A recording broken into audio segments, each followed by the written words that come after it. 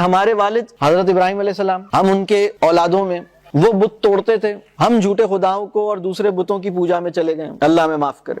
مال کی پوجا، شہرت کی پوجا، ٹیکنالوجی کی پوجا، سرمایے کی پوجا، خواہشات کی پوجا، خواہشات نفس۔ قرآن کی آیت ہے کہ تم نے ان لوگوں کو دیکھا جنہوں نے اپنی خواہشات نفس کو خدا بنا لیا، تو یہ ہم بالکل کر رہے ہیں، تو اللہ ہمیں معاف کرے۔ تو اب وہ باپ کا علم، یہاں باپ کون ہے؟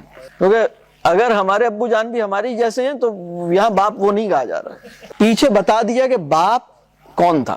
باپ کا علم نہ بیٹے کو اگر ازبر ہو۔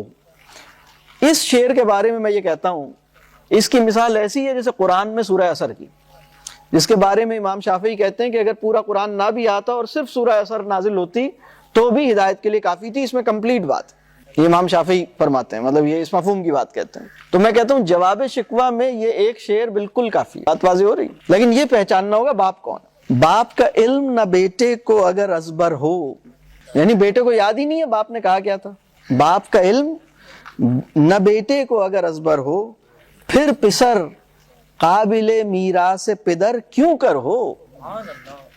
ان کی میراث میں تمہارا جو حصہ ہے وہ تمہیں کیوں ملے گا؟ تمہیں نہیں ملے گا۔